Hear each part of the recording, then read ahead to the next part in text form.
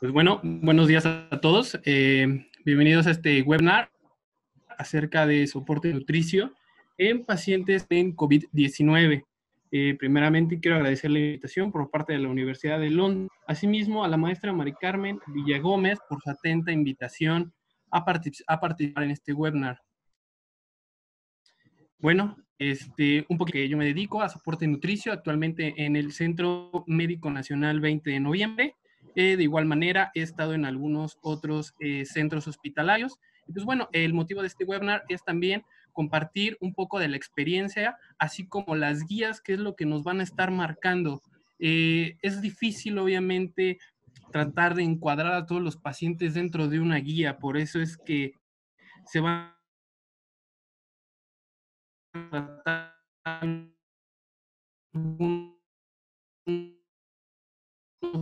puntos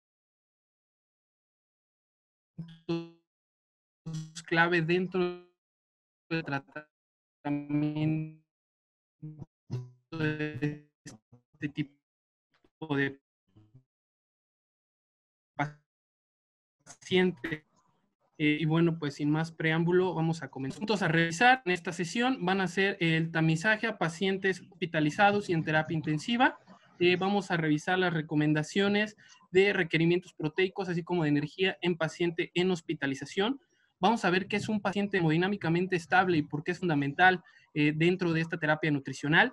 De igual manera, vamos a ver paciente crítico, a algunos aspectos, evidentemente, de la nutrición enteral y parenteral.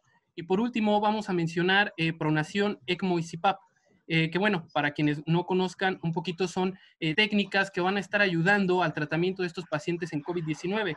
Recordar que muchos de ellos van a estar presentando un síndrome de estrés respiratorio agudo. Entonces, este tipo de terapias van a ayudar a los pacientes a que mejoren su estado.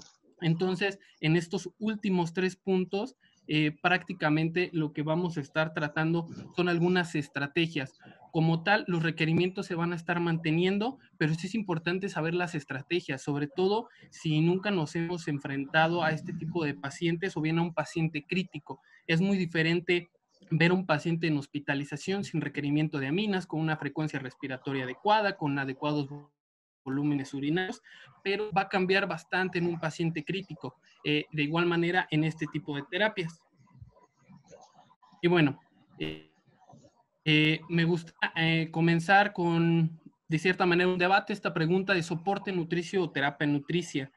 Quienes nos dedicamos a la nutrición clínica, hemos llegado a escuchar en algunas ocasiones que se dice soporte nutricional y en algunas otras tantas ocasiones se dice terapia nutricia. Y pues bueno, recordar que en base a las guías ASPEN de 2016, anteriormente se nos conocía o se le conocía al grupo de nutriólogos y médicos que trabajaban con este tipo de pacientes como un soporte nutricional. ¿Por qué? Porque realmente lo que necesitaban o lo que mencionaban en ese tiempo era aguantar al paciente en términos coloquiales. Aguantar al paciente, mantenerlo, que no se muriera únicamente. Por eso aquí pongo estas 3 partes que dice diseño de cuidado para proporcionar combustible exógeno, preservar la masa corporal magra, es decir, que el paciente no tuviera un catabolismo proteico acelerado, y bien, soportar al paciente durante la respuesta al estrés. Esto es lo que se mencionaba antes, que era un soporte nutricio. Ahora bien, la nueva definición o el nuevo término que debemos de estar acuñando sería la parte de terapia. ¿Por qué? Porque como tal ya entramos dentro de un tratamiento hacia el paciente. Y bueno, esto va a tener unos objetivos totalmente diferentes al soporte, que como lo vimos hace unos momentos, era solamente mantener al paciente, tenerlo ahí. Y ahora no, la parte de la terapia nutricia nos va a ayudar a atenuar la respuesta metabólica al estrés, prevenir la lesión celular oxidativa y modular la respuesta inmune. Esto quiere decir la terapia nutricional, por lo tanto, es un tratamiento más específico hacia un paciente con requerimientos muy diferentes a los de cualquier otro paciente. Me recordar también aquí que la parte de terapia aborda las guías ESPEN 2018, terapia médica nutricional, en donde vamos a estar teniendo algunas herramientas como lo son los suplementos y la nutrición enteral o parenteral. También importante mencionar qué impacto causa, bueno, en este caso la terapia metabólica nutricia dentro de los pacientes. Bueno, recordemos que número uno va a reducir la mortalidad de los pacientes. Un adecuado soporte o terapia, mejor dicho, una adecuada terapia metabólica nutricia va a disminuir la mortalidad de los pacientes, los días de estancia hospitalaria, la desnutrición y la pérdida acelerada de masa muscular. De igual manera, los días de ventilación mecánica, así como las infecciones nosocomiales. Esto es muy importante y cito una parte de las guías ESPEN que sacaron acerca de COVID 2019 en este año, que dice, la prevención, el diagnóstico y el tratamiento de la desnutrición deben considerarse en el tratamiento de los pacientes con COVID-19 para mejorar el pronóstico a corto y largo plazo. Yo aquí añadiría únicamente que no solo a los pacientes con COVID-19, a cualquier tipo de paciente. Realmente el impacto que podemos tener es muy grande.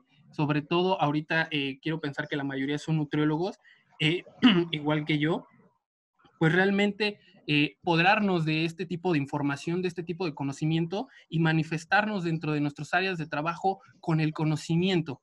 ¿Para qué? Para que nos den un lugar el cual nosotros podamos defender en base a la literatura, con los conocimientos y el resultado de los pacientes. Bueno, ahora hablando un poco de tamizajes nutricionales, nos vamos a dar cuenta que tenemos 5 tamizajes en esta diapositiva, los cuales son NRS 2002, MOST, MNA en su short form, criterios de GLIM y NutriScore. Realmente estos tamizajes también los menciona ESPEN en su documento de postura para COVID. Importante, si estás en un centro hospitalario, en alguna clínica, en donde tú te dedicas a este tipo de pacientes, ya sea hospitalizados o en terapia intensiva, y a lo mejor no tienen como tal algún tamizaje hecho ya de base, lo que nos recomienda ESPEN es realizar los criterios de GLIM, que será lo ideal para este tipo de pacientes. Pero sin en cambio, si yo cuento con NRS, MOST, MNA o el NutriScore, los puedo utilizar de igual manera. Bueno, aquí tenemos esta pequeña tabla que vamos a estar revisando más o menos las indicaciones hacia quién va dirigido cada tamizaje. Recordar que no todos los tamizajes son para toda la población. Nos van a ayudar a identificar el riesgo de desnutrición que puede tener cada tipo de pacientes. Pero obviamente va a haber algunos que sean enfocados hacia los pacientes adultos oncológicos, pacientes de la tercera edad, pacientes en estado crítico, en diversas patologías. Por eso vamos a revisar cuáles yo puedo estar ocupando durante el COVID-19. Bueno, primeramente NRS 2002, Nutrition Risk Score. Esto lo recomienda tanto ASPEN, ESPEN y el Colegio Americano de Gastroenterología. Y bueno, este lo podemos ocupar en pacientes adultos.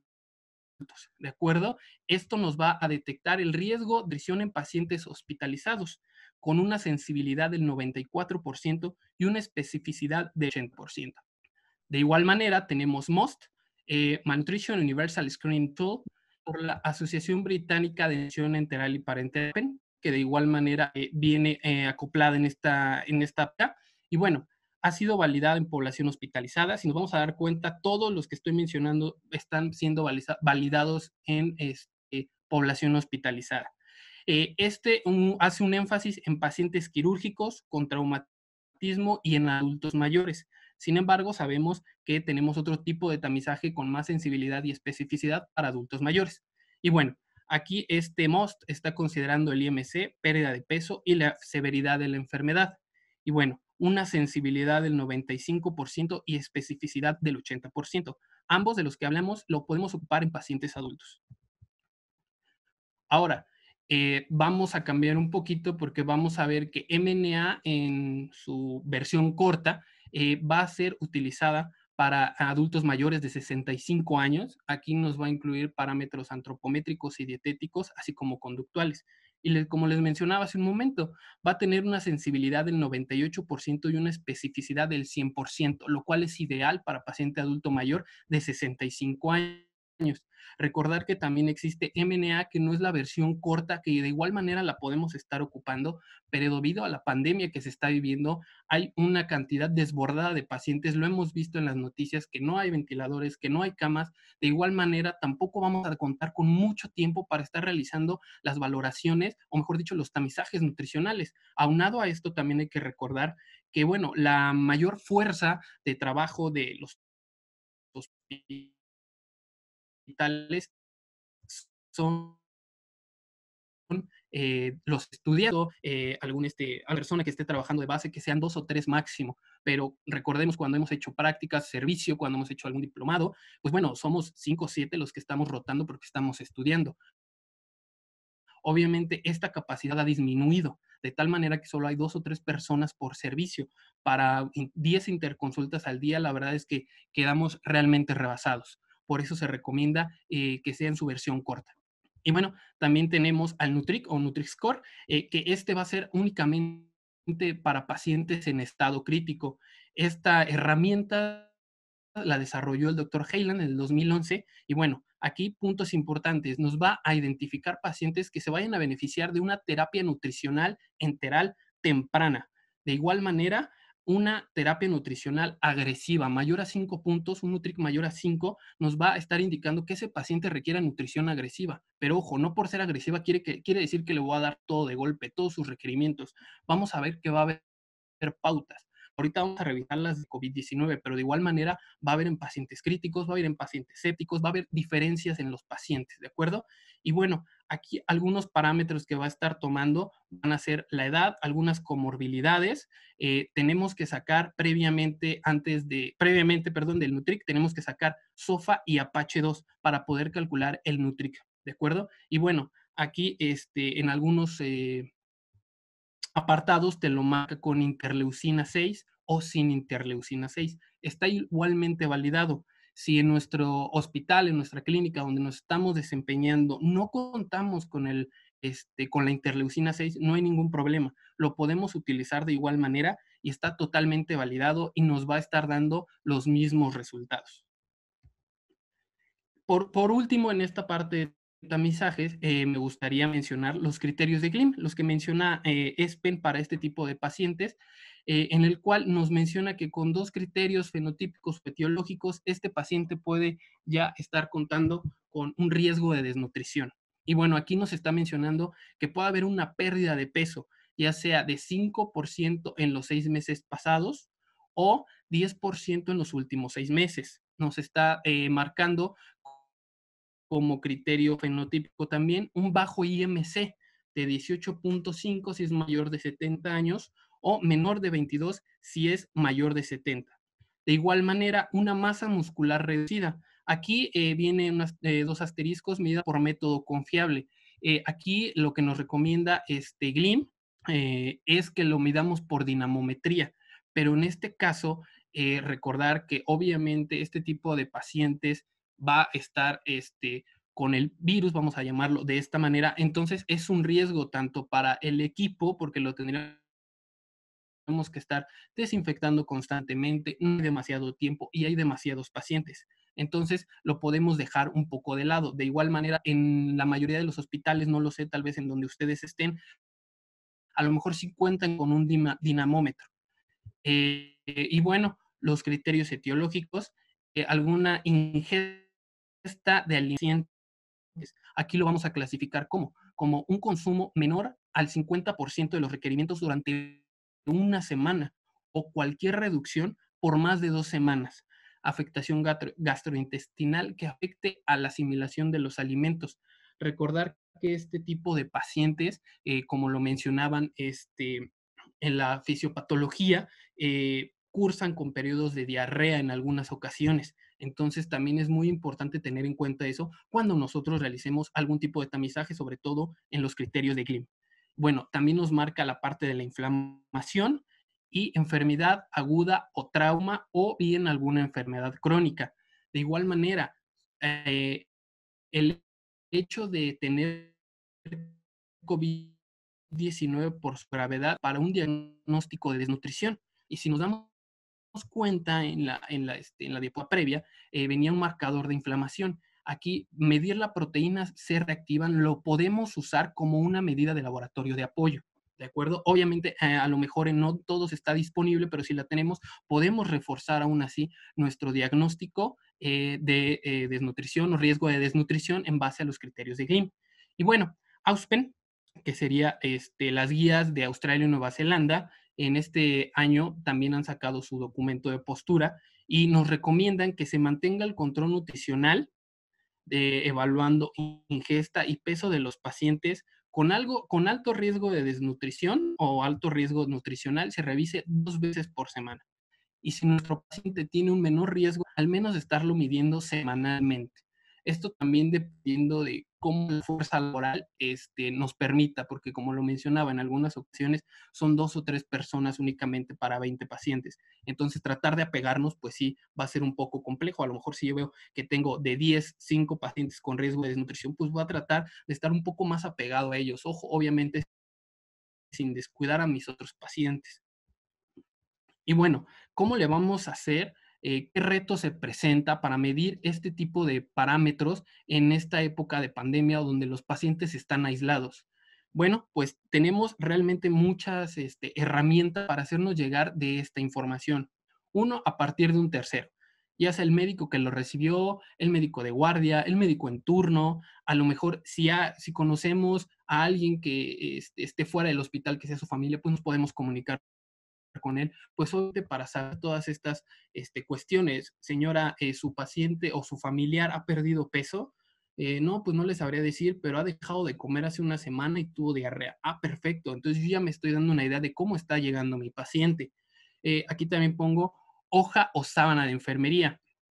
Pongo hoja o sábana porque en algunos hospitales, tal cual, por ejemplo, en el centro médico, es una hoja tamaño carta, pero por ejemplo, en la Cruz Roja, en el Hospital de Neuro, son unas sábanas tal cual, son hojas demasiado grandes, donde viene redactada toda la información de los pacientes. También la podemos ir a consultar sin ningún problema.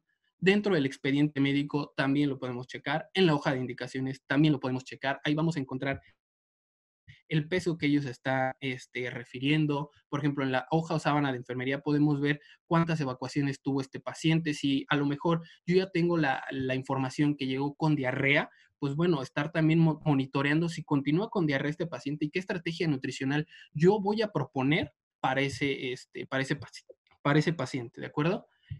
Hoja de indicaciones también me puedo apoyar ahí. Llamada al paciente virtual o telefónica en caso de que se le permita al paciente tener algún equipo telefónico dentro de la unidad y bueno, también él cuente con ello. Llamada al familiar, como les mencionaba, recolectar todo esto. Y bueno, todo esto se hace con el fin de minimizar la exposición del personal de atención nutricional. Recordemos que sí, tenemos que desempeñar nuestra labor, pero también tenemos que cuidarnos, ¿de acuerdo? Porque si no, nos infectaríamos y bueno, seríamos un foco de infección aún mayor para la población en el hospital y bien también para nuestros familiares o los demás pacientes. Entonces, si yo recabo toda esa información, a lo mejor no hablando directamente con el paciente, estoy logrando algo muy importante, estoy obteniendo información, no me estoy exponiendo y puedo seguir ayudando a mis demás pacientes. Y bueno, aquí vamos a hablar un poco acerca de cómo iniciar soporte nutricional. Aquí, si nos damos cuenta en esta diapositiva, vienen 5 parámetros, ¿de acuerdo? Que vamos a ir desglosando uno a uno. Un equilibrio ácido-base, que nuestro paciente tenga un pH entre 7.35 y 7.45. Una diuresis de 0.5 a 1 mililitros kilogramo minuto, es decir, que nuestro paciente esté orinando adecuadamente. Si tiene drogas vasoactivas como norepinefrina o vasopresina, tenemos que ver la tendencia. Ojo, esto es muy importante. Si yo veo que mi paciente tiene una dosis de norepinefrina de 0.5 a lo mejor, y eso fue a las 10 de la mañana, y vuelvo a pasar a las 12 del día, y ya tiene ahora 0.9 o 0.10, ahí me está marcando un foco rojo, ¿de acuerdo? Que tengo una presión arterial media de 65 milímetros, mayor a 65 milímetros de mercurio o mayor a 80 milímetros de mercurio si el paciente es hipertenso. Y bueno, un lactato menor a 2. A estas condiciones, a estas características se le conoce como un paciente hemodinámicamente estable. Cuando un paciente es hemodinámicamente estable, va a ser seguro que yo pueda iniciar mi soporte o terapia nutricional. De lo contrario, me tengo que esperar. Sí sabemos que la nutrición es una prioridad, es importante, todos los beneficios que puede traer, pero ojo, la nutrición nunca va a ser una urgencia. Lo primero va a ser que mi paciente esté en óptimas condiciones para que entonces la terapia nutricional funcione. De otra manera, yo voy a estar perjudicando al paciente. Esto lo pongo aquí porque en muchas ocasiones, con base en la experiencia, pacientes en hospitalización que no necesariamente tienen una ventilación mecánica invasiva pueden cursar con este tipo de alteraciones. Puedo tener un paciente a lo mejor de un CA gástrico que de repente está, bueno, un día está bien, un lunes en la mañana está perfectamente bien, le doy nutrición, le doy mi terapia nutricional, pero al día martes me doy cuenta que el paciente bajó su uresia, que a lo mejor ahora está oligúrico porque está orinando menos de 0.5. De igual manera tiene una presión arterial media de 60. Entonces ya me estoy dando focos rojos de que yo no puedo estar indicando soporte nutricional en este paciente. Entonces, ¿qué voy a hacer? Acudo con el médico, doctor, disculpe, ¿tiene gasometría este paciente? No, pues no, le podemos le podemos pedir una, le podemos solicitar una, por favor, necesito saber cómo está su equilibrio ácido-base para poder saber si es adecuado dejarle su prescripción de nutrición enteral o parenteral. Entonces ya se pide la gasometría, a lo mejor vemos que está saliendo con una acidosis o con una alcalosis, también entonces suspendemos. Son focos rojos que tenemos que estar viendo, ¿de acuerdo? No necesariamente esto tiene que pasar en terapia intensiva. La mayoría de las veces sí pasa en terapia intensiva, pero en otras pasa en el área de hospitalización y nosotros tenemos que estar muy al pendientes de este tipo de parámetros. Y bueno, aquí también pongo la parte del propofol. La parte de propofol es una droga la cual va a estarse dando a nuestros pacientes. En la mayoría lo vamos a encontrar, va a ser como muy difícil que no lo tenga, si no, pues no estaría sedado. Se pueden considerar otro tipo de drogas, claro que sí. La más común es propofol y por eso la pongo aquí. Y bueno, ¿qué nos va a estar dando el propofol o por qué lo menciono? Pues bien, número uno, el propofol me va a estar dando 1 mililitro de propofol, me va a estar dando 1.1 kilocalorías y 0.1 gramo de lípidos. Me va a estar dando lípidos o triglicéridos de cadena larga. Como podemos recordar, los triglicéridos de cadena larga son proinflamatorios. Por medio de la vía del ácido araquidónico va a generar marcadores proinflamatorios. Va a haber agregación plaquetaria por medio de los tromboxanos A2 y los leucotrienos de la C4. Entonces vamos a tener un daño en las vías de señalización de la interleucina 6 y de la interleucina 10. Entonces es muy importante que sepamos cuánto estamos aportando de propofol. Aquí pongo la cita. La contribución de propofol debe considerarse en la provisión de nutrición si proporciona más del 10% de las calorías esta fuente. Como punto personal, o mejor dicho, en la práctica, se calcula tenga o no el 10% de las calorías. Esto lo marca la guía, pero como lo mencioné en un inicio, es muy difícil ajustarnos a las guías, o mejor dicho, ajustar a un paciente a las guías. Entonces, si yo ya estoy sacando cuánto me está dando el propofol, pues yo lo voy a contemplar para, obviamente, no sobrealimentar a mi paciente o bien darle una nutrición óptima, ¿de acuerdo? Y aquí abajo pongo un ejemplo. Vamos a suponer que le estamos dando 240 mililitros de propofol al día. Eso va a equivaler a 264 kilocalorías. Es decir, 240 por 1.1 me va a dar 264 kilocalorías únicamente de propofol. Y bueno, 240 mililitros por 0.1 gramos son 24 gramos de lípidos, solamente de propofol. Obviamente, lo ideal es siempre monitorear al paciente diario, porque hoy puede tener 240, mañana 500, mañana 600, y evidentemente eso va a elevar las calorías que se le están aportando y de igual manera va a aumentar los triglicéridos de cadena larga que se le están dando a este paciente, aumentando la respuesta inflamatoria, y entonces yo tengo que contemplar esa parte. De igual manera, lo que a lo mejor en algunas ocasiones algunos de ustedes ya saben, pero importante también mencionar, el síndrome de realimentación. Tenemos que estar atentos a que nuestro paciente no tenga ninguna de estas alteraciones, que principalmente, como lo conocemos, el síndrome de realimentación se va a caracterizar por una hipofosfatemia, es decir, un fósforo sérico menor a 2.5. Va a ser la característica primordial. Si en cuanto llega mi paciente y yo veo que a lo mejor tiene 2 semanas que no está comiendo mi paciente o que ha disminuido su ingesta más del 50%. Entonces, lo primero que también debería de hacer es pedirle unos electrolitos séricos para saber cómo están sus valores. Me doy cuenta y a lo mejor sale con hipofosfatemia, entonces me va a marcar un alto riesgo de síndrome de realimentación. Lo ideal y lo que marcan las guías es que demos tiamina antes de nosotros iniciar el soporte nutricional. En algunos hospitales habrá, en algunos otros no. Entonces, tenemos que estar también al pendiente de mencionar al médico: este paciente puede cursar con síndrome de realimentación. Por favor, es necesario que reajuste la dosis de electrolitos o suplementemos antes de que nosotros iniciemos con la terapia nutricional. Ojo, eso es muy importante. De lo contrario, estaríamos perjudicando demasiado al paciente. Y bueno, vamos a entrar a la parte del cálculo de requerimientos durante COVID-19. Esta primera parte, hago énfasis, va a ser en paciente que tenga o que esté, mejor dicho, hospitalizado, ¿de acuerdo?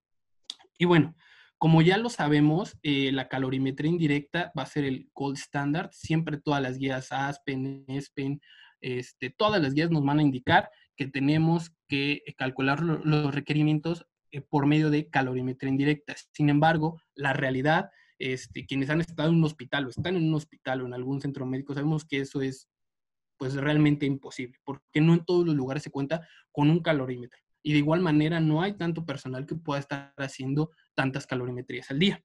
Y bueno, aquí lo menciona también las guías ESPEN 2020. No recomendamos el uso de calorimetría indirecta en pacientes con COVID-19 debido a que se expone al personal, que me va a llevar mucho tiempo hacerlo y que hay poco personal. De igual manera, sumémosle que ni siquiera hay calorímetros en la mayoría de los hospitales. Esa es la realidad. Entonces, ¿qué voy a hacer para calcular los requerimientos de mi paciente? Tengo que optimizarme. Entonces, aquí lo que nos marcan son utilizar fórmulas rápidas. Y aquí están los 3 ejemplos que nos está marcando ESPEN para iniciar la alimentación en este tipo de pacientes. Número 1, 27 kilocalorías kilogramo día en un paciente polimórbido mayor a 65 años. Ojo, polimórbido va a ser un paciente que al menos tenga 2 enfermedades crónicas, ¿de acuerdo? Como ya lo sabemos, la mayoría de los pacientes es diabético hipertenso, diabético y dislipidémico. Entonces vamos a darnos cuenta que la mayoría de nuestros pacientes van a caer aquí, ¿de acuerdo? Número 2, 30 kilocalorías kilogramo día en un paciente polimórbido con bajo peso. O bien, 30 kilocalorías kilogramo día. Esto va a ser un valor guía en las personas, va a ser mi meta, ¿de acuerdo? Pero obviamente lo voy a ir ajustando conforme pase el tiempo. Como lo mencioné hace un momento y viene acá abajo también en la diapositiva, llega mi paciente, pero si tiene síndrome de realimentación o tiene un riesgo de tener síndrome de realimentación, yo no le voy a iniciar con las 30 kilocalorías, me voy a iniciar con 20, con 15, ¿de acuerdo? Como lo van marcando las pautas dependiendo de cada hospital o bien las guías en las que ustedes se manejen. De igual manera, importante que vamos a estar viendo más adelante, la nutrición trófica va a ser muy factible en este tipo de pacientes. Bueno, aquí vamos a la parte de proteínas. Va a ser 1 gramo kilogramo día en personas mayores. Vamos a estar ajustando de acuerdo al estado nutricional. No todos van a hacer lo mismo, como les mencionaba. Esto es lo que dicen las guías, pero muchas veces nuestros pacientes cursan con una insuficiencia renal aguda. Entonces, pues yo no le voy a poder a lo mejor dar el gramo, a lo mejor voy a estar entre 0.6, 0.8. Ya cuando se resuelva la falla renal, a lo mejor podré alcanzar el gramo, ¿de acuerdo? Pero antes no. Y en pacientes polimórbidos se está marcando más de 1 gramo kilogramo día. Prácticamente lo que se marca en todas las guías y en esta charla es 1.3 gramos de proteína en los pacientes, ¿de acuerdo? 1.3 gramos de proteína kilogramo día en la mayoría de los pacientes va a ser la meta a alcanzar. Y bueno, tanto de grasas como carbohidratos, vamos a darnos cuenta que están mencionando una relación 30-70 si tienen sin insuficiencia respiratoria aguda, y un 50-50 si tienen o si son pacientes ventilados o tienen alguna insuficiencia respiratoria aguda. Aquí recordar muy importante el cociente respiratorio, ¿de acuerdo? Los lípidos tienen 0.7, proteínas 0.8 e hidratos de carbono 0.9. Es por eso que se sube al 50 las grasas, una dieta, por así decirlo, hiperlipídica, para mejorar la insuficiencia respiratoria. Ojo, obviamente tienen que ser triglicéridos o ácidos grasos de buena fuente. No vamos a dar los proinflamatorios, tendríamos que dar antiinflamatorios, como son los omega 3. Y bueno, ¿cuándo vamos a iniciar la suplementación vía oral en este tipo de pacientes? Siempre que sea posible y cuando la fortificación de alimentos y la asesoría no son suficientes, vamos a iniciar la suplementación con vía oral. Vamos a irnos paso a paso. Llega nuestro paciente, está a lo mejor un poco intolerante a la alimentación o no quiere, está renuente. Bueno, vamos por lo básico. Vamos a tratar de ver qué alimentos le pueden gustar más al paciente, se los vamos a ofrecer. A lo mejor va a empezar la fortificación con algunos cucharadas de casec dentro de la charola. Y si ni así el paciente puede alcanzar sus requerimientos, entonces es cuando vamos a iniciar una suplementación vía oral. ¿Ok? Lo que nos marca la guía ESPEN es que un suplemento nutricional oral al menos deberá proporcionar 400 kilocalorías kilogramos día con al menos 30 gramos de proteína. Eso es lo ideal que tiene que tener nuestra suplementación vía oral. Y muy importante aquí, que se tendrá que administrar al menos por un mes. Nuestro paciente a lo mejor estuvo 15, 20 días, pues que termine los otros 15 o 10 días fuera del hospital, pero suplementándose vía oral. ¿De acuerdo? Aquí los pacientes, como lo sabemos, con COVID-19 van a generar alguna lesión pulmonar, ya lo hemos visto. Entonces, eso va a conllevar a que estén durante más tiempo en las áreas de terapia intensiva principalmente, van a estar más de 14 días. Entonces, es muy importante vigilar esto y muy común que se vaya a estar presentando PICS en este tipo de pacientes. Y bueno, aquí vamos a estar viendo cuándo vamos a iniciar la nutrición enteral. No vamos a llegar y decir nutrición enteral a este paciente, nutrición parenteral a este paciente, no. Ojo, tenemos que saber cuándo y cómo. Ya vimos cuando el paciente esté hemodinámicamente estable. ¿Y cómo? Aquí lo vamos a estar viendo. La nutrición enteral deberá indicarse en aquellos pacientes que las necesidades nutricionales por vía oral sean imposibles al menos 3 días o bien no van a estar llegando al 100% durante una semana. Esto es muy importante tenerlo en cuenta. Si yo voy a considerar que mi paciente 3 días va a estar en ayuno y posteriormente va a estar una semana con bajos aportes nutricionales o mejor dicho, bajos aportes energéticos, entonces yo ya tendría que estar considerando una nutrición enteral. Ojo, iniciar nutrición enteral cuando no se consuma más del 60% de los requerimientos. Muy importante también tratar de hacer un recordatorio de 24 horas de los pacientes. Sé que es muy difícil por la fuerza laboral que a lo mejor va a estar disminuida, pero lo más recomendable y lo que realmente también funciona mucho en la práctica es un recordatorio de 24 horas de este paciente. Evidentemente, a lo mejor si es un paciente en hospitalización, le podemos pedir ya sea al personal de enfermería, a lo mejor a sus familiares, que nos anoten en una hojita o nosotros hacer un formato, se los damos y nos lo llenan. Y ahí vemos, se le pasaron a lo mejor las 3 tomas que debían ser, o se le pasó una toma. Entonces yo ya estoy viendo cuánto está recibiendo este paciente. O de igual manera, antes de la nutrición enteral, a lo mejor le llevan su charola y le bajo mi hoja de control, recordatorio de 24 horas. Yo hago mi conteo y veo que el paciente está comiendo 30, 40, 30, 40. Entonces yo ya puedo indicar prácticamente una nutrición enteral. Iniciar con dosis trófica. La dosis trófica, recordar, Aspen nos lo va a marcar como 10 a 20 mililitros por hora o 10 a 20 kilocalorías kilogramo día, o bien Aspen nos va a marcar tal cual que sea menos de 500 kilocalorías al día. Eso es la dosis trófica. Y muy importante aquí, la sonda nasogástrica siempre será la primera línea de tratamiento. Mejor dicho, la sonda nasoyeyunal o los accesos postpilóricos los debemos considerar para pacientes que ya tienen intolerancia gástrica y que no respondieron al tratamiento de procinéticos, que lo menciono aquí más adelante. Bueno, alimentación postpilórica es lo que comentaba, reservado a pacientes con intolerancia gástrica, y aquí importante mencionar que ya hayan tenido terapia con procinéticos y no respondan a la terapia de procinéticos, entonces sí yo ya podría considerar una nutrición postpilórica. De igual manera, una nutrición enteral temprana dentro de las 24 a 48 horas. Ingresa el paciente al área de hospitalización, realizo mi tamizaje, está con riesgo de desnutrición, inicio la terapia nutricional. ¿De acuerdo? A lo mejor durante los primeros 2 días yo veo que está comiendo 30, 40% de sus requerimientos, o mejor dicho, está cubriendo el 30 o 40% de sus requerimientos. Yo también ya podría estar pensando en una suplementación. Si ni así con la suplementación, ya podría estar iniciando entonces con la nutrición enteral temprana. Aquí también, muy importante, se prefiere utilizar bombas de infusión para la administración de la nutrición enteral. Ojo, sabemos que actualmente hay un desabasto importante de material y de recursos en los hospitales. Esto pasa en todos. Entonces, lo que podemos hacer es preferir las bombas de infusión de nutrición enteral para aquellos pacientes que estén un poco más críticamente enfermos.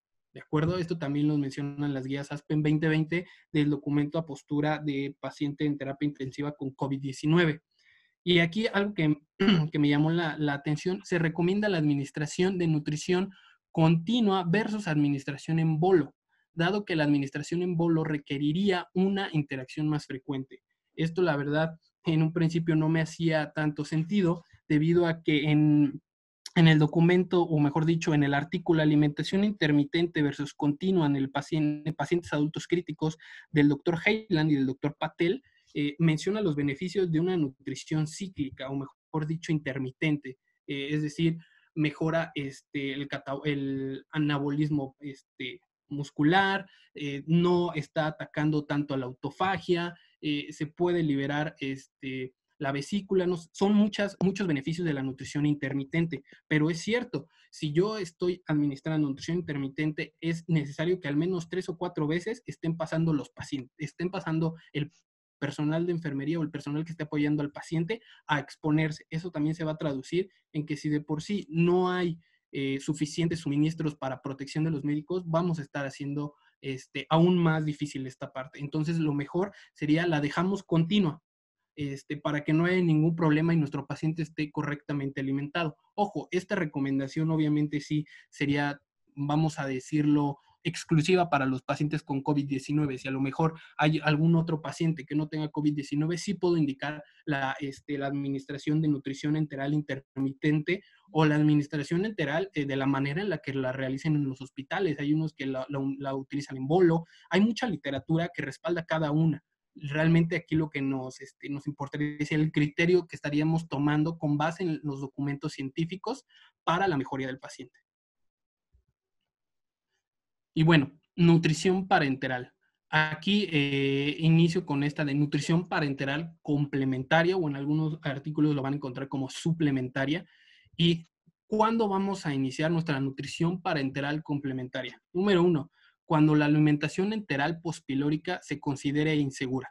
Recordemos, vamos como en un caminito. Primero, ya le dimos, o mejor dicho, llegó nuestro paciente, le estamos dando nutrición enteral, no responde, se le pone una sonda nasogástrica y a lo mejor tiene terapia con procinéticos, tiene alteraciones. Entonces ya vamos a ver que se pone una alimentación, mejor dicho, una sonda pospilórica sin tampoco mejora el paciente o acepta el 100% de sus requerimientos. La nutrición parenteral es cuando vamos a estarla indicando. O bien, ingesta de calorías y proteínas permanezca significativamente por debajo de los objetivos prescritos, es decir, menos del 50% durante un periodo de 5 a 7 días. Esto lo está mencionando ASPEN en el documento de postura de COVID-19, pero recordar que ESPEN y ASPEN la mencionan como menos del 60%.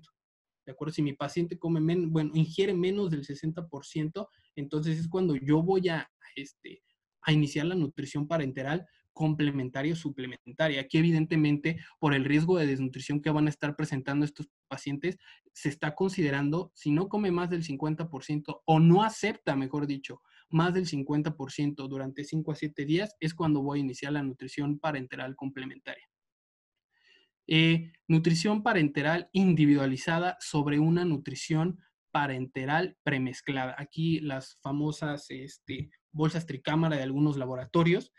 Obviamente, ASPEN 2016 en las guías nos menciona, la nutrición premezclada no tiene ninguna ventaja en términos de resultados clínicos sobre una nutrición parenteral individualizada. Es decir, no es mejor. Lo único que nos ayuda una nutrición parenteral premezclada es a que sea segura durante el proceso de manufactura. Es en lo único que nos va a estar ayudando.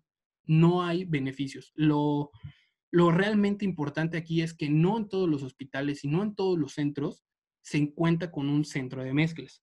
Afortunadamente, en el Centro Médico Nacional 20 de noviembre contamos con un centro de mezclas. Me parece que en el Hospital 1 de Octubre también tienen un centro de mezclas. Pero realmente son pocos hospitales que tienen un centro de mezclas o acuden a un tercero como PISA o SAFE para fabricar las nutriciones parenterales. De ahí en fuera, los demás hospitales prácticamente están abandonados por esta parte. Entonces van a recurrir a la nutrición parenteral premezclada. Pero ojo, realmente es muy complejo, lo repito. ¿Por qué? Porque nos vamos a dar cuenta que un solo paciente puede presentar muchas complicaciones. Puede tener hipernatremia mi paciente y obviamente estas bolsas ya traen electrolitos añadidos, no se las puedo quitar. De igual manera, a lo mejor mi paciente tiene una elevación en cuanto a colesterol y triglicéridos. Estas bolsas ya traen añadidos la parte de ácidos grasos, va a ser compleja estarlos retirando. Entonces, sí tratar de sopesar a qué paciente se los voy a dar caso por caso. Realmente la nutrición premezclada o las bolsas tricámara son una opción. No es lo ideal. Lo ideal siempre va a ser una nutrición parenteral individualizada. ¿Con qué? Evidentemente con lo que vaya requiriendo el paciente, principalmente ácidos grasos omega 3, el ácido linolénico, que bueno, como ya lo sabemos, es un antiinflamatorio, se va a ir por medio de la lipoxigenasa, genera marcadores antiinflamatorios. Y esto nos va a resultar benéfico porque durante la tormenta de citoquinas de este paciente va a estar proinflamado. Entonces aquí vamos a estar, si no revirtiendo esa parte, sí estamos ayudando al paciente, ¿de acuerdo? Vamos a monitorear que nuestra relación kilocaloría-nitrógeno esté 100:1 y, como lo mencionaba, un monitoreo diario de la nutrición parenteral con los valores bioquímicos del paciente para asegurarnos de ir optimizando y de estar dando lo que realmente necesita el paciente. Mi trabajo o mi labor no termina cuando yo hago la indicación, no, mi trabajo termina hasta después de que monitoreé al paciente, después de que vi que aceptó lo que yo prescribí, que fue útil lo que yo prescribí. En ese momento es cuando a lo mejor podremos decir, terminó esa parte del día, pero al día siguiente tenemos que seguir monitoreando al paciente. Y bueno, aquí vamos a hablar un poco del paciente en la unidad de cuidados intensivos o en la unidad de terapia intensiva, ¿de acuerdo? Aquí muy importante que las guías ASPEN y ESPEN nos van a marcar, sobre todo ESPEN principalmente, que todo se va a desencadenar de las guías previas, porque realmente no había guías de COVID-19. Entonces se tomó de una parte de las guías de sepsis y de sepsis y síndrome de estrés respiratorio agudo, ¿de acuerdo? Entonces, las indicaciones son muy similar a cualquier otro paciente con compromiso pulmonar. Estas recomendaciones, como ya lo mencionaba, se basan indirectamente de evidencia de pacientes con sepsis y síndrome de estrés respiratorio agudo. Y aquí tenemos la tabla que nos proporciona tal cual es de cómo debemos, o la guía que nos están marcando ellos, de cómo debemos estar alimentando a nuestros pacientes dependiendo cómo esté la terapia en UCI. Aquí nos marca de 1 a 2 días, después de 2 días, posterior a la rehabilitación, estar monitoreando la parte de la disfagia, verificar el tubo enteral, ver qué tipo de ventilación mecánica tiene mi paciente. Eso es todo lo que se tiene que considerar ya dentro de un área de terapia intensiva. Y bueno, aquí también un poco las necesidades van a estar cambiando. Recordemos que en pacientes hospitalizados los manejaban de 27, 30 y 30. Aquí nos vamos a dar cuenta que vamos a iniciar con una nutrición hipocalórica por definiciones menos del 70% de de sus energías, de su energía que va a requerir el paciente. Entonces, nutrición hipocalórica con incrementos del 80 al 100%. ¿Ok? Esto lo tenemos que alcanzar en un máximo, o mejor dicho, idealmente entre el día 3 y el día 4. ¿De acuerdo? Vamos a empezar con un 60, 70, 80 y 100. Aquí nos menciona 20 calorías kilogramo día y las proteínas, como lo había mencionado al inicio de la plática, 1.3 gramos kilogramo día alcanzarse de 3 a 5 días. Si nos damos cuenta, va muy de la mano a los incrementos que vamos a tener en cuanto a la energía. Y en paciente obeso vamos a estar calculando de igual manera 1.3 gramos de proteína por peso ajustado. que aquí está la fórmula. Peso ajustado es peso real menos peso corporal ideal por 0.33, ¿de acuerdo? Para poder estimar las necesidades proteicas en este tipo de pacientes. De igual manera, aquí nos va a marcar la nutrición enteral temprana de 24 a 36 horas. Recordar que en la parte de hospitalización 24 a 48, aquí se está bajando de 24 a 36 horas posteriores al ingreso a terapia intensiva. Vamos a pensar, mi paciente ingresa el día lunes, yo antes del día miércoles tendría que estar iniciando la nutrición enteral, o bien 12 horas posteriores a la intubación o ventilación mecánica. Llega mi paciente el día lunes a las 3 de la tarde, pues antes de las 3 de la mañana, yo prácticamente tengo que estar iniciando una nutrición enteral, ¿de acuerdo? Aquí nos menciona que lo recomendable, ESPEN 2020 nos dice una fórmula polimérica isosmótica alta en proteínas, más del 20% de proteínas en la fase temprana de la enfermedad, lo cual me va a estar disminuyendo el riesgo de complicaciones, un reingreso hospitalario, va a mejorar el estado funcional. Y esta parte también que es muy importante, tubos enterales en su lugar después de la extubación debido a la recuperación prolongada prevista. Muchas veces quienes hemos estado en algún momento en el área de terapia intensiva, nos damos cuenta que nuestro paciente cursó con al menos 15 o 20 días de estancia en la UCI. Lleva 4 o 5 días en los cuales a lo mejor ya no es dependiente del ventilador o ya no es dependiente del ventilador al 100%, pero de igual manera no está cubriendo sus requerimientos, está depletado en la función muscular, está depletado obviamente en los músculos del diafragma.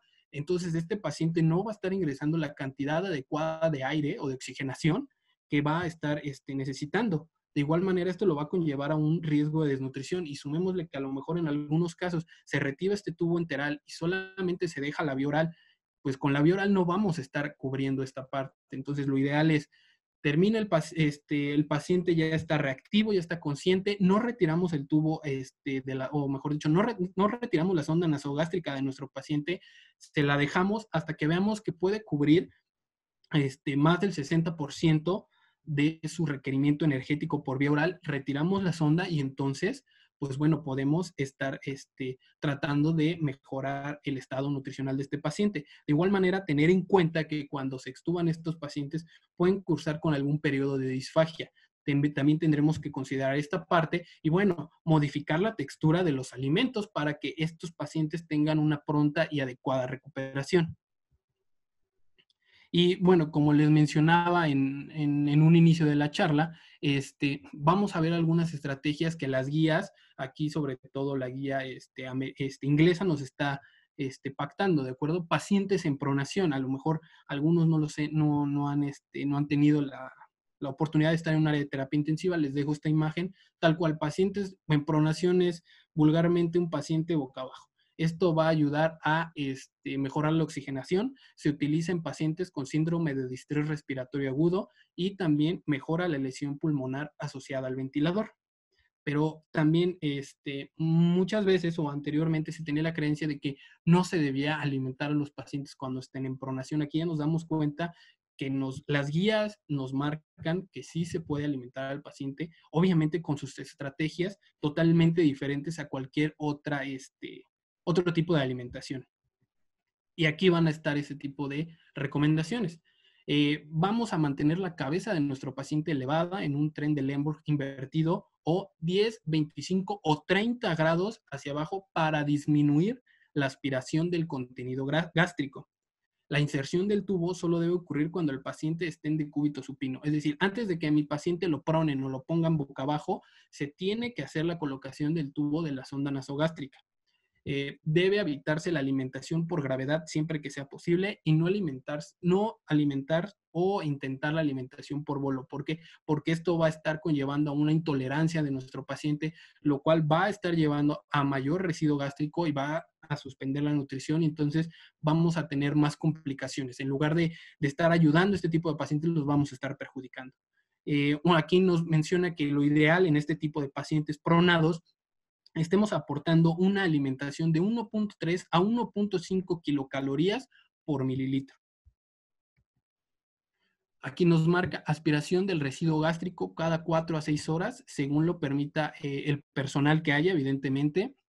Detener y aspirar antes de cualquier posición o cambio de posición. Si el residuo gástrico excede el umbral, vamos a iniciar con terapia de procinéticos. El umbral de residuo gástrico va a ser de 300 mililitros. Si el paciente ya, no sé, personal de enfermería fue y le checó el residuo gástrico a las 5 horas, tuvo 300. Después lo vuelven a checar, tuvo 400, vamos a iniciar con la terapia de procinéticos, ¿de acuerdo? Y bueno, aspirados gástricos que permanezcan por encima del umbral que habíamos mencionado, mayor a 300, posterior a las 12 o 24 horas de uso de procinéticos, tendríamos que considerar una segunda línea de alimentación, tal cual la nutrición parenteral. Antes no. Aquí nuevamente a un poco más visual las indicaciones. Antes de la pronación y después de la pronación, tenemos que dejar de alimentar a nuestro paciente, ¿de acuerdo? Y también tener en cuenta que la infusión de insulina haya cesado a la par que la nutrición enteral, ¿de acuerdo? Entonces, si sé que a mi paciente lo van a poner a decúbito supino a las 3 de la tarde, yo suspendo la alimentación a las 2 de la tarde. Antes de reiniciar la alimentación, como lo mencionaban, coloque la cama en posición inversa de tren de Lemberg, 30 grados, cabeza hacia arriba, al menos de que exista alguna contraindicación. Se va a verificar la colocación de la sonda de nutrición, dependiendo las pautas locales. Y bueno, si es seguro, vamos a reanudar a la última tasa tolerada. Es decir, mi paciente tenía 25 mililitros por hora. Yo no voy a iniciar con menos, yo voy a iniciar con esos 25 mililitros, ¿de acuerdo? Aquí obviamente vamos a tener que tener en cuenta el residuo gástrico. Y bueno, ya tal cual cuando mi paciente está pronado, vamos a tener en cuenta esta tasa de alimentación de 60 a 85 mililitros por hora, no más. La evidencia muestra que más de 85 mililitros es peligroso a los pacientes. El rango óptimo o el rango de seguridad va a ser de 60 a 85 mililitros por hora en los pacientes pronados. Y lo vamos a ir incrementando el volumen de 25 en 25 mililitros cada 6 horas hasta llegar al objetivo. Entonces empezaremos con 25, poco a poco hasta que lleguemos a los 60, entre el rango del 60 y 85 mililitros por hora. Y aquí medir el residuo gástrico cada 4 horas con un umbral de 300 o menos, que es lo que les mencionaba anteriormente. Aquí lo que vamos a hacer, gestión de la intolerancia alimenticia o alimentaria, como lo mencionan ellos, es considere la colocación de sonda nasoyeyunal o la alternativa de nutrición parenteral si hay una tolerancia gastrointestinal a pesar de la terapia procinética. Y una vez que el paciente es depronado o puesto ya en decúbito supino, se vuelve a rectificar la posición de la sonda y reiniciamos nuevamente la última tasa tolerada. Un ejemplo, si mi paciente estaba tolerando ya los 85 y lo pusieron en decúbito supino, pues iniciamos a los 85, no nos bajamos a bajar 25, 25, nos quedamos en los 85. Ahí probablemente por la posición ya sea más seguro incrementar un poco más la velocidad de infusión. Aquí hablando un poquito de pacientes con ECMO o pacientes con terapia de membrana extracorpórea. Esto va a ser una estrategia de apoyo para oxigenar y ventilar a pacientes con síndrome de distrés respiratorio grave o que cursen con hipoxemia o hipercapnia refractaria. Aquí, muy importante mencionar, no hay datos como tal disponibles para el apoyo nutricio durante la terapia de ECMO en COVID-19, pero lo que se está utilizando es extrapolar los datos de la influenza H1N1, donde la mayoría de los pacientes toleraron nutrición enteral temprana 24 horas antes de la terapia de membrana extracorpórea. Es decir, si el paciente va a iniciar con ECMO a la 1 de la tarde, yo puedo iniciar a las 12 del día con la terapia nutricional sin ningún problema. Vamos a iniciar con la parte de dosis tróficas. Recordar, las dosis tróficas de nutrición enteral son apropiadas para pacientes con síndrome de distrés respiratorio agudo. Aquí lo estamos viendo, lesión pulmonar o ventilación mecánica mayor a 72 horas.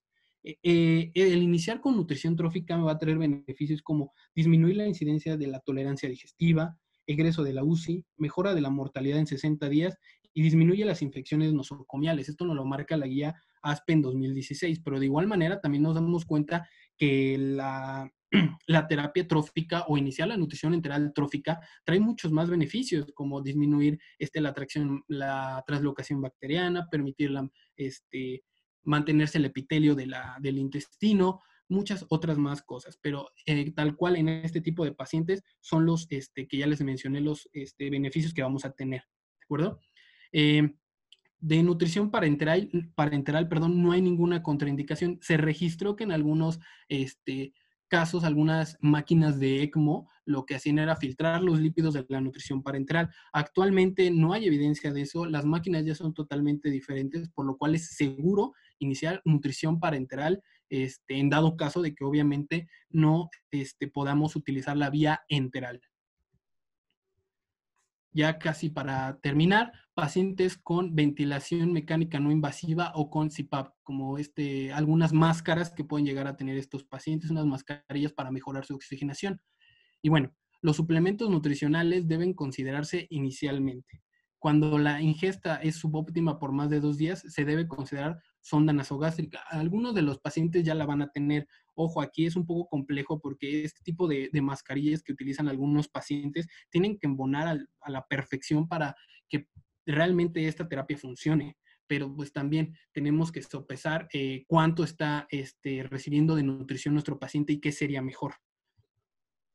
Y aquí lo menciona, para los pacientes con máscaras ajustadas se pueden usar apósitos de silicona para reducir las fugas de aire y el riesgo de daño por presión en la piel. Siempre va a ser importante seguir manteniendo estos pacientes con nutrición enteral y llegar a las metas, sobre todo proteicas. Recordemos que cuando un paciente está en CPAP, quiere decir que ya prácticamente va hacia el destete de la ventilación mecánica. Pero obviamente si viene cursando con una desnutrición previa, no va a tener la fuerza suficiente para él poder estar oxigenando normalmente o ingresando oxígeno normalmente, lo cual vamos a regresar a que lo ventilen mecánicamente. Entonces, lo más importante y lo óptimo siempre va a ser que este paciente cumpla con sus requerimientos proteicos y calóricos. La alimentación de sonda nasogástrica para aquellos que requieren nutrición, ventilación mecánica invasiva y CPAP, puede estar asociada con algunos problemas, como la fuga de aire, vamos a tener algún tipo de distensión en este tipo de pacientes. Lo que necesitamos asegurar para maximizar la terapia nutricional es que este paciente esté en posición vertical en un ángulo de 30 a 40 grados durante la alimentación, ¿de acuerdo? Y lo que podemos utilizar con ellos va a ser procinéticos como metoclopramida y eritromicina. Esto lo marca la Asociación Británica en el documento 2020 para la parte de COVID-19. Y también me permití agregar un poco sobre vitaminas debido a que se ha hablado mucho, hay mucha discusión, hay muchos artículos en internet que mencionan los beneficios de zinc, vitamina D, etcétera. Pero la realidad es que actualmente y en paciente en estado crítico, en paciente hospitalizado, no hay ninguna evidencia científica de suplementar. No hay ni siquiera algún valor o un rango para estar suplementando. Lo que sí podemos estar tomando en cuenta es lo siguiente: los niveles bajos de vitamina A, E, B6, B12 y zinc se han asociado con resultados clínicos adversos durante las infecciones virales. Entonces, lo que tendríamos que hacer es suplementarnos antes, no cuando ya estamos hospitalizados prácticamente. Y bien, sí es, como lo mencionaba, sí es importante prevenir y tratar las deficiencias de micronutrientes, pero ojo, no hay alguna evidencia establecida de que el uso empírico o rutinario de una dosis terapéutica o suprafisiológica de micronutrientes pueda prevenir o mejorar los resultados clínicos de COVID-19. Esto lo dice ASPEN 2020.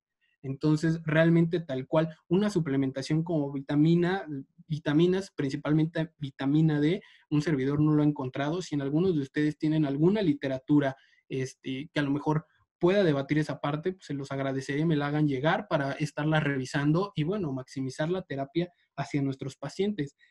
También importante antes de esto de COVID-19, había muchos estudios acerca de dosis de vitamina D superiores a 50,000 unidades internacionales en pacientes en estado crítico, pero también realmente lo que arrojaban la literatura era que no había suficiente evidencia para decir que eso era benéfico o no. Entonces, lo que hace falta es muchísima investigación en esta parte. Si a lo mejor alguien de los que nos está pues escuchando se quiere dedicar a la parte de investigación, yo creo que estaría muy bien investigar acerca de vitamina D, paciente crítico, en paciente con COVID-19. Algunos otros artículos también mencionan que el brote de COVID-19 que se dio en Wuhan, China, pues venía cuando ellos estaban en una época de invierno, por así decirlo. Entonces, obviamente disminuía la concentración de vitamina D, con lo cual, pues, había un efecto ahí de asociación. ¿De acuerdo? Pero como tal,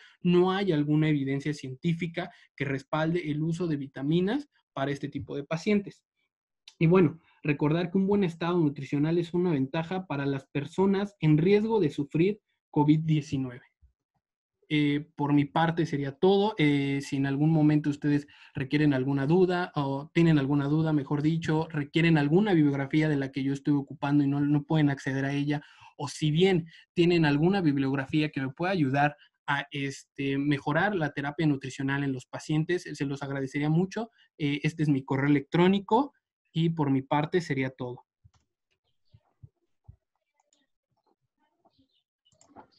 Hola, muy buenas tardes, maestro Moisés. Me da mucho gusto que nos haya dado esta plática y bueno, ahorita sí abrimos no los presenté, tuve problemas técnicos.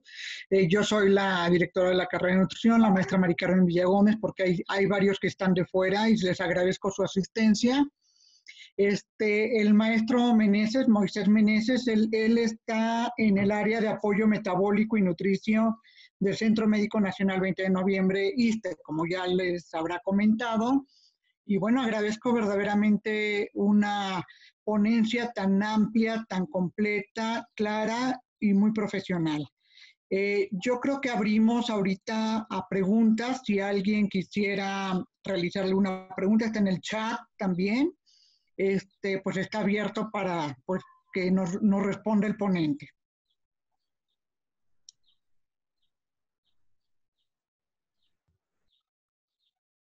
No sé si hay alguna pregunta en específico de los que...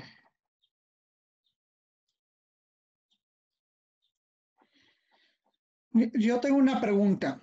Dígame, maestra. No es meramente técnica, sino simplemente de acuerdo a todo lo que se está viviendo actualmente, sobre todo por esta saturación de hospitales y que de repente hay picos que pues bueno, a veces entre las noticias que escuchamos y lo que es la realidad, pues ustedes están pues al pie del cañón de la realidad, ¿no? ¿Cómo se han visto ustedes en la realidad de lo que refiere a la aceptación de los pacientes y bueno, que ustedes intervengan de manera directa en tiempo y forma?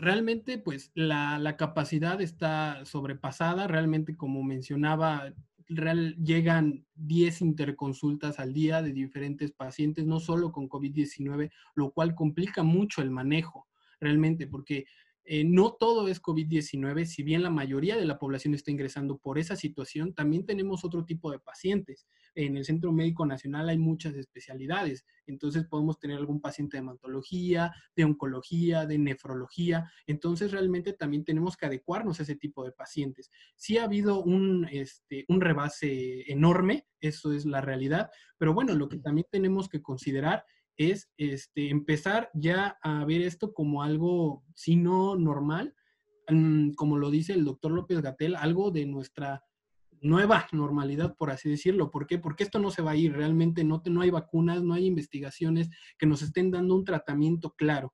Entonces, si algún de los que está aquí escuchando este webinar a lo mejor está pensando en hacer su servicio social, sus prácticas profesionales, o bien ya está en un área hospitalaria, pues tenemos que aprender a convivir con este tipo de pacientes y lo más importante, aprender a tratar y abordar nutricionalmente este tipo de pacientes. Ujú, eso es. ¿Y cuál es? Bueno, nada más para hacer hincapié, pueden alzar su manita, también es otra opción que en el chat están sugiriendo y me parece muy buena su sugerencia, por si tienen alguna pregunta y bueno, darles la palabra también, ¿sí?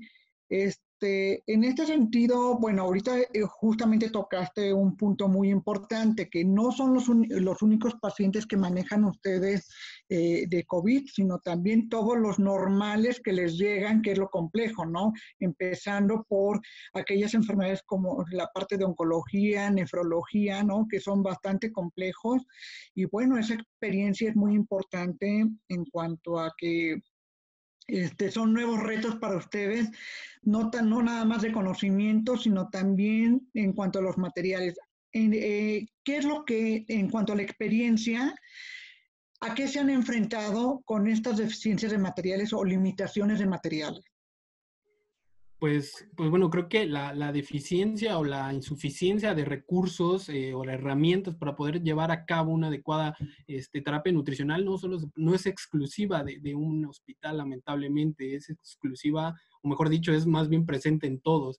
Realmente quienes hemos estado en algún hospital nos hemos dado cuenta que hay veces que hasta las enfermeras te dicen, no tenemos ni siquiera paracetamol, no hay vendas, no hay nada. Entonces, aquí como tal, en el Centro Médico Nacional, hay veces que nos ha pegado en la parte de que no tenemos algunos sustratos para una nutrición parenteral óptima.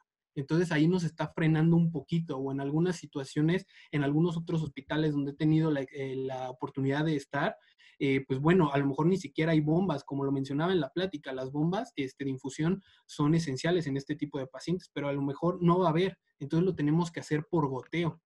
Es como en algo que sí nos puede llegar a impactar porque no podemos optimizar la nutrición de nuestros pacientes. Uh -huh. Vamos a ver si hay alguna... De acuerdo a la experiencia que están teniendo ahorita, sí, sí me gustaría que comentara, sobre todo para aquellos que se están formando, a qué nuevos retos se enfrentan. Pues como tal, a nuevos retos, yo mejor mencionaría como a la parte metabólica de los pacientes. Va a haber muchos retos. Optimizar la nutrición, utilizar algunas estrategias dependiendo, por ejemplo, las posiciones o las terapias que ya vimos aquí. Terapia en ECMO, terapia o nutrición en pacientes con pronación, que realmente a lo mejor es un poco de lo que van a empezar a ver más comúnmente. Yo tuve la oportunidad cuando estuve haciendo mi servicio social en la Cruz Roja de Polanco ver pacientes con pronas en posición de prona.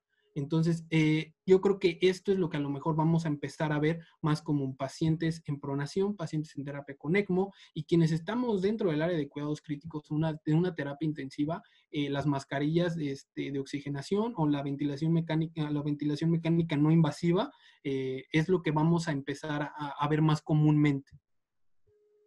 Eso es.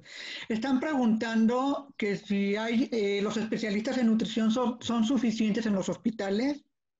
No, realmente es que no. No somos suficientes, como les comentaba, en un inicio, a lo mejor en la parte del diplomado, éramos, no sé, 7, 10 personas dentro del área de soporte, de apoyo metabólico nutricio, y nos llegaban a tocar hasta de 5 o 7 pacientes al día por persona. Entonces estamos hablando de que eran 30, 40 pacientes.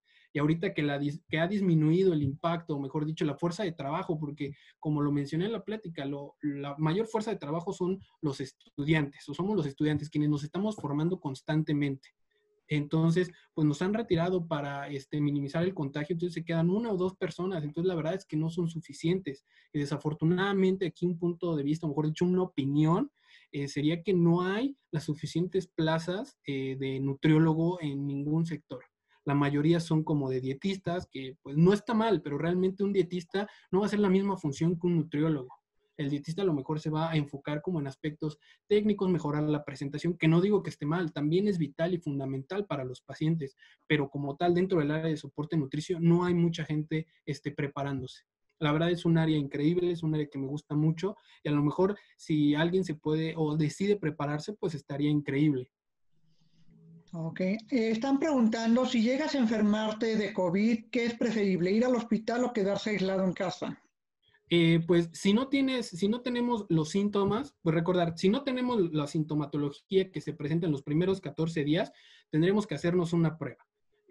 Hay muchos laboratorios que te hacen la prueba, te cobran de 2,000 a 3,000 pesos, te entregan los resultados. Si sale que no es positiva, pues bueno, tratar de minimizarnos todos la exposición. Si a lo mejor sale positiva, quedarnos en casa, mantener una adecuada nutrición, asegurar nuestros aportes energético-proteicos y mantenernos muy bien hidratados sería la recomendación óptima. Y pues bueno, ahorita no debemos olvidar que estamos prácticamente en el pico máximo de la infección de del 20 al 30 de mayo. Entonces sería importante a lo mejor sí quedarnos totalmente en casa en medida de lo posible, porque entiendo que hay veces que tenemos que salir. Ok. Estaba levantando la mano Julia Ortiz. Julia, si quisieras abrir tu micrófono y hacer tu pregunta. Hola, no, ya hicieron la pregunta aquí en el chat. Era básicamente saber si los pacientes que recomendaban que se quedaran en su casa, si les estaban dando las recomendaciones específicas, vamos, para que no se complicara más la situación. Bueno, como tal, nosotros estamos en el área de apoyo metabólico y vemos a los pacientes. Lamentablemente no contamos con la parte de consulta externa. Lo que sí hay a lo mejor lo que sí podemos hacer es difundir muchos artículos, ya a lo mejor sintetizarlo para hacerlo llegar a la población, en la cual, pues bueno, vienen las recomendaciones básicas, a lo mejor muy generales que mencioné hace un momento. Asegurar nuestro aporte calórico proteico, mantenernos bien hidratados, a lo mejor en medida de lo posible, como factor protector y como lo mencioné al final de la charla, tomar 30, 40 minutos de un baño de sol también nos podría ayudar demasiado. Ok. Pregunta que qué tratamiento nutricio se recomienda cuando se está en casa y se tiene el virus. Ok. Pues realmente será lo mismo, estar aportando de 1.3 gramos de proteína y calcular sus requerimientos energéticos, tal cual. Uh-huh. Yo tengo una duda. Perdón.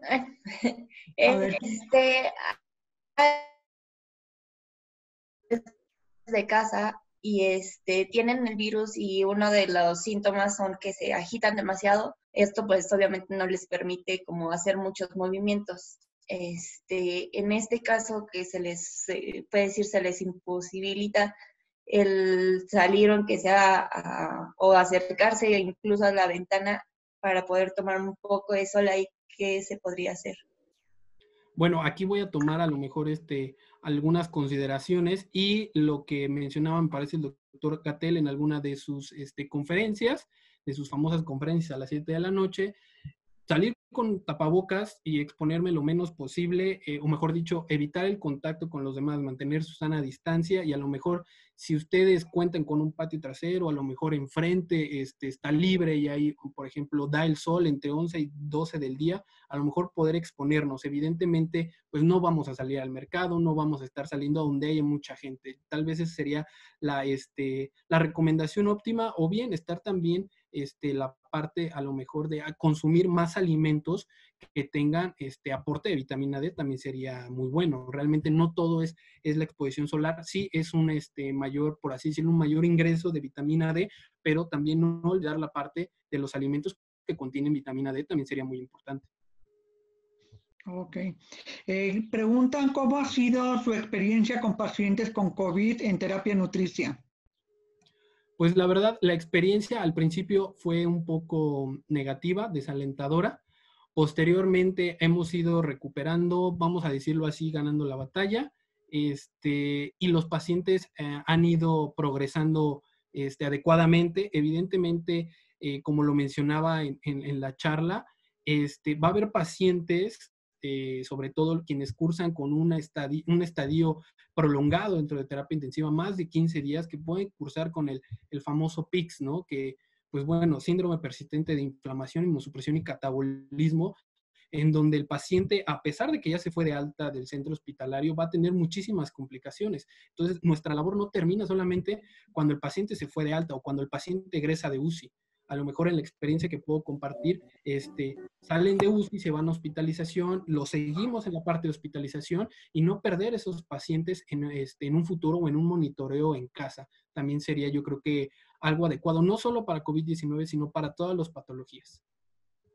Ok. Para un paciente que no llegue al 100% de su gasto, energético total, ¿qué suplemento sería adecuado? Hablando de porcentaje en macronutrientes, es una pregunta que realizan.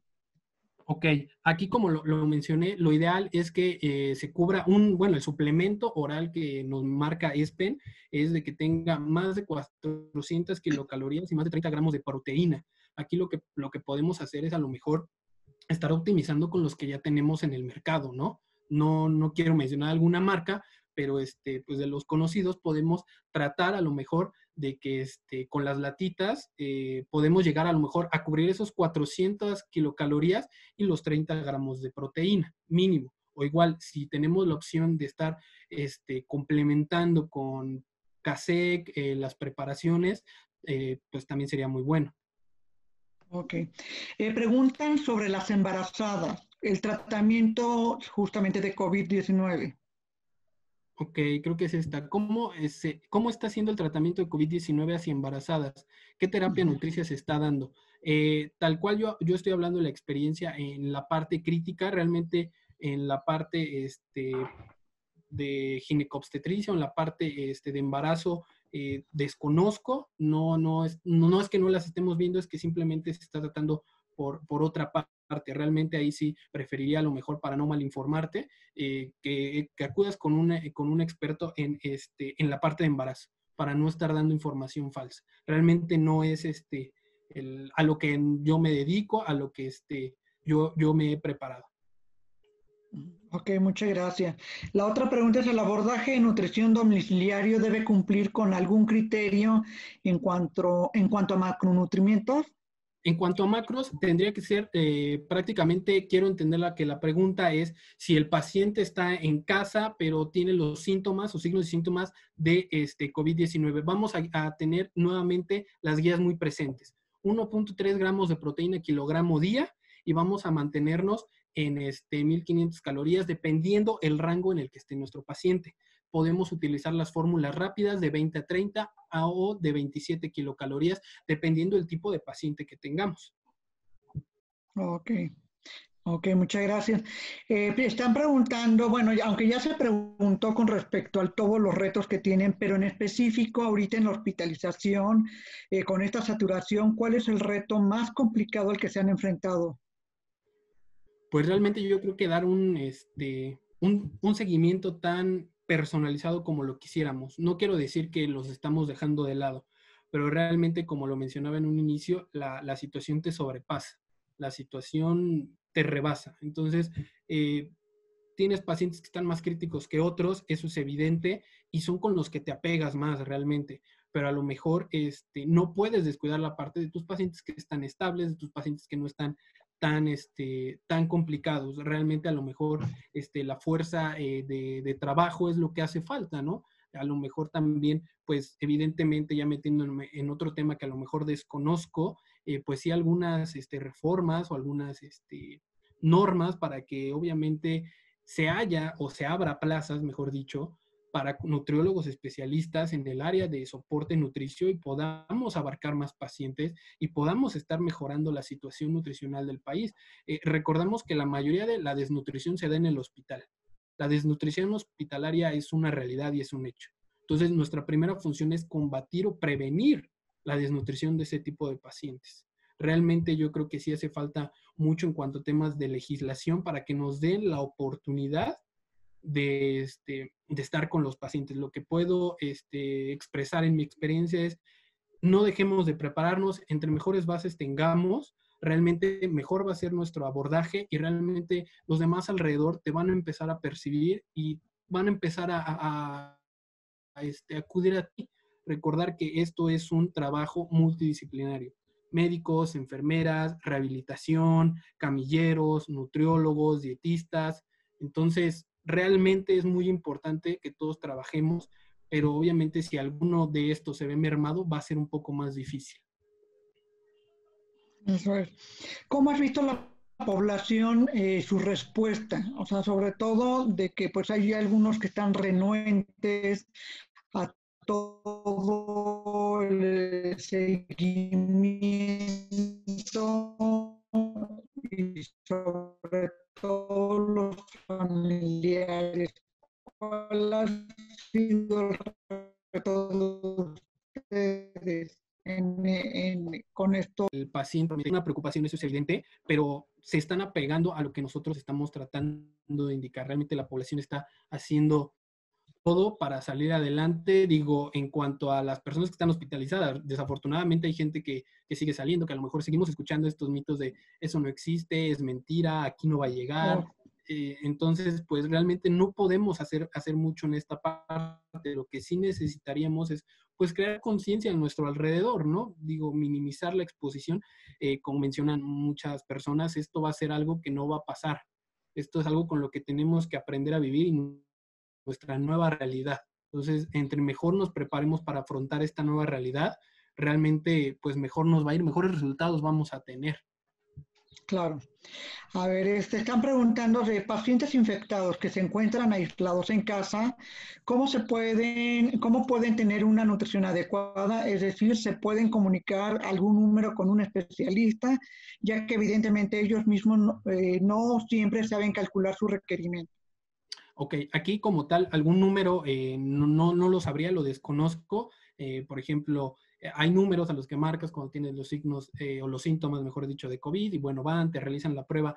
Así realmente como tal, un número donde puedas marcar y decir, oye, yo tengo COVID-19, no me estoy alimentando bien, la verdad, lo desconozco. A lo mejor lo que podrías hacer, si tú tienes algún conocido y obviamente tomaste este webinar, lo que te recomiendo es a lo mejor ponte en contacto con ellos, optimiza su nutrición. Obviamente no les vamos a decir, pues ponle 1.3 gramos de proteínas. A lo mejor se lo vamos a traducir tal cual allá una presentación. No sé, voy a decir un ejemplo. 60 gramos de pechuga de pollo, una taza de nopales, un medio, como lo mencionaba, los familiares que estén con él, aunque esté aislado, pedirle que adentro tenga un teléfono y nos mande foto de lo que comió. O no, en una hojita nos anote todo lo que comió y ya nosotros. Ok. Hay una mano levantada que es del Galaxy Tab A. No sé si quisiera abrir su micrófono para hacer la pregunta. Hola, maestra. Buenas tardes. Buenas tardes. Bueno, más que nada es saber, conforme a estos requerimientos que estamos utilizando aquí, que nos está dando el ponente, al ser una enfermedad nueva, estos requerimientos los están utilizando directamente de pacientes críticos con otras enfermedades y que tienen síntomas similares, precisamente por ser una enfermedad nueva. Exactamente, no tanto como bueno, sí, vamos a decirlo, los síntomas, como lo mencionaba en la parte de terapia intensiva, se extrapolaron los datos de pacientes con síndrome de distrés respiratorio agudo y pacientes sépticos. Tal cual se tomaron esas recomendaciones, bueno, fue lo que hizo ESPEN y fue lo que se está aplicando, porque sí, realmente es que es una enfermedad nueva. No podemos decir, o la comunidad científica no se puede poner a decir, le tienes que dar 2 gramos de proteína a pacientes exclusivos con COVID-19. Realmente no, porque hay muchas dudas. La comunidad científica estaba en duda totalmente ante una nueva enfermedad. Entonces se extrapolan los datos y con lo que se ha visto que mejoran los pacientes, se hacen los estudios y se plasman las recomendaciones. Y en tu experiencia, con esta utilización de requerimientos, ¿cómo han visto mejoría en los pacientes? Realmente la mejoría sí es importante, ha sido notable y ha llevado una evolución muy adecuada. Realmente, como lo comento, a veces es muy difícil cuadrar a todos los pacientes en las guías y a todos darles 1.3. Es muy difícil porque algunos van a cursar con alguna complicación que nos va a limitar a aportar el 1.3. Pero realmente cuando llegamos a las metas, cuando llegamos a los objetivos, el paciente es totalmente diferente. Ok, muchas gracias. No, al contrario. Bueno, están haciendo una recomendación que se hagan otras sesiones. Julia Ortiz se le va a invitar. Gracias por sus correos, los voy a considerar. Otra de las preguntas, en caso de tener un familiar en casa con posibles síntomas, ¿una ingesta de vitaminas o vitamínico puede tener algún efecto positivo para la salud de los familiares? Pues realmente como tal,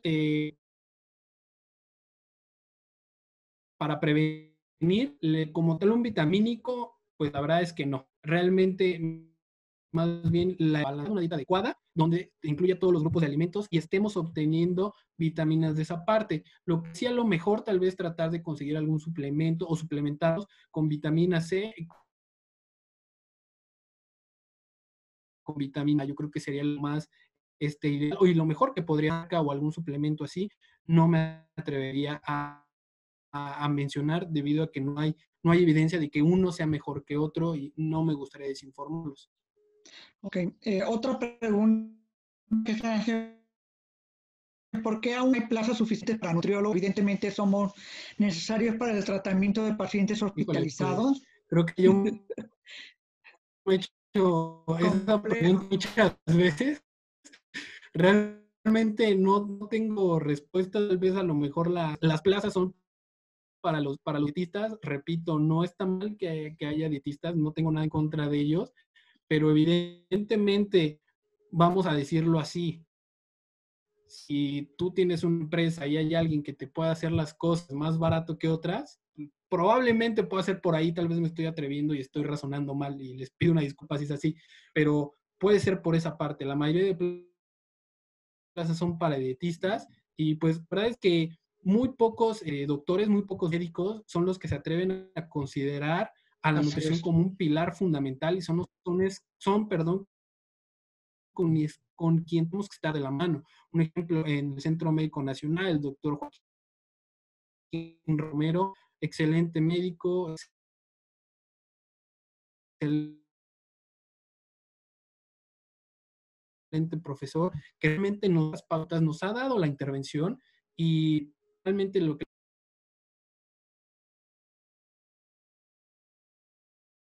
les puedo compartir es, vámonos empapando de información, analizando, vamos preparándonos para en cuanto nos enfrentemos a este reto, una, estemos capacitados para resolverlos y dos, pues las personas alrededor vean que estamos empoderados de información y de esa manera podamos poner a los nutriólogos en un papel vital. De otra manera, pues la verdad es que no se va a hacer. Siempre la pregunta que nos hacemos todos los de vista desde las prácticas profesionales, en la forma en que tú te desenvuelvas en el medio, ¿no? Y te empoderes con el conocimiento y fundamentando, yo creo que es la parte fundamental, ¿no? El compromiso de cada quien y pues bueno, el reto siempre ha sido, llevamos años luchando en esto, sobre todo que se ha trabajado desde diferentes instancias, el profesor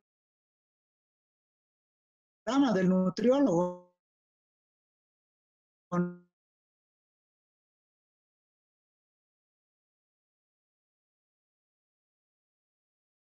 ¿no? Para ser reconocido en Secretaría de Salud, pero pues bueno, en eso todavía. Yo creo que ahorita es una pauta lo que se le hace con medida preventiva para disminuir el riesgo de contagio. La vitamina D totalmente, vitamina D, vitamina C y el zinc. El zinc va a coadyuvar mucho para la activación de la vitamina D, lo cual nos puede estar ayudando bastante. Ok. Otra pregunta es, ¿ha tenido o han visto casos de pacientes que presentan otras manifestaciones de la enfermedad como hematológicas, neurológicas, y qué se procede en esos como casos? Tal no me ha tocado, he leído del New Journal Medicine que puede progresar sobre todo aspecto neurológico. Podemos tener algún componente ahí, pero tal cual en experiencia no lo he visto. No podría responder. Hay literatura acerca de que sí puede tener otras manifestaciones, pero es lo que refiere la literatura, pero realmente como tal no podría responder. Ok. Por la situación que se está viviendo, ¿cuáles son los nutrimentos por prevención que se recomiendan? vitamina D, vitamina A, zinc, vitamina C, prácticamente serían lo que tendríamos que estar consumiendo más frecuentemente para evitar algún brote de Ok, enfermedad. hicieron un comentario, pero creo que no está completo.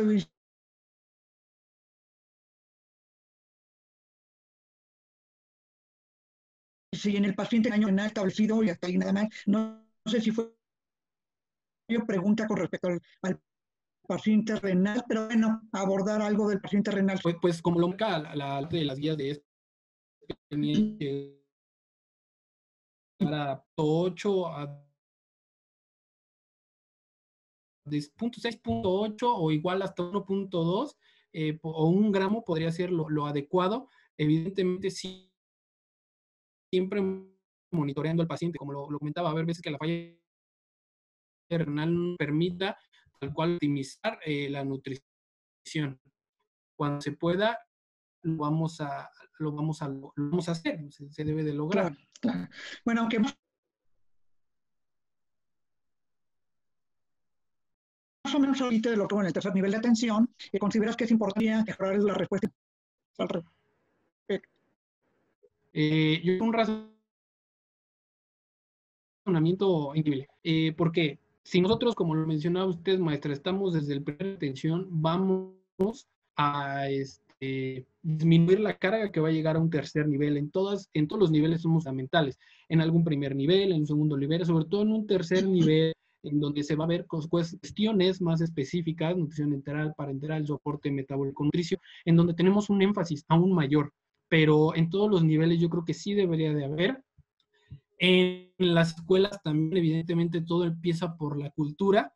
Si a lo mejor nosotros vemos que nuestros papás consumen refresco, o que nuestros papás consumen algún producto industrializado cuando somos pequeños, pues sí es importante en todos los niveles, tanto primero, segundo, tercer nivel, en algunas escuelas, en algunos comedores.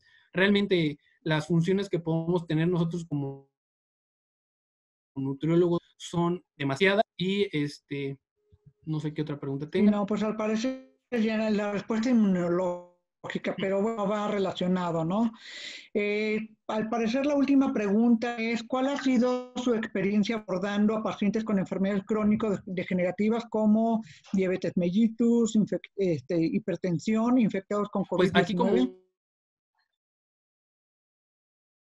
como lo hemos visto, están inmunosuprimidos o inmunodeprimidos. Entonces, lo que tenemos que cuidar ahí es, por ejemplo, en la parte de pacientes con diabetes mellitus, controlar la parte de las glucosas.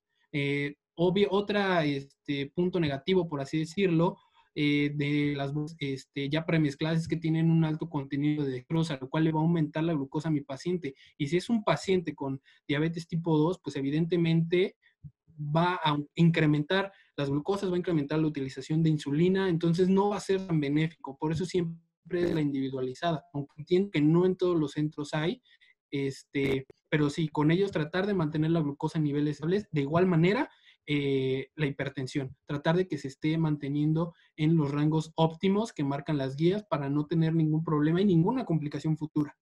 Ok, nada más están haciendo el comentario de que nos podría platicar al respecto con bombas de sodio y potasio o por ese desequilibrio a nivel nutricio y emocional. Pues más bien yo consideraría que es un desequilibrio emocional. Digo, como tal, no entiendo bien a qué se refiere con altibajos que presentan.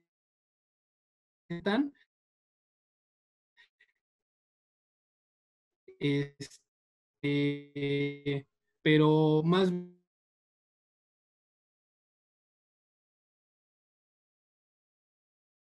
a lo mejor aquí lo que puede como la parte de altibajos es que obviamente ser ayente Eso es. y dar una atención En adecuada. pacientes inmunosuprimidos, ¿hay alguna recomendación específica?